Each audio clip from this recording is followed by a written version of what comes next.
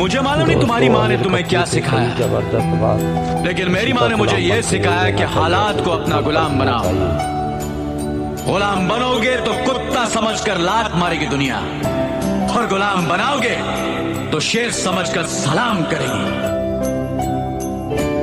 मेरी माँ ने, तुम्हारी माँ ने नहीं।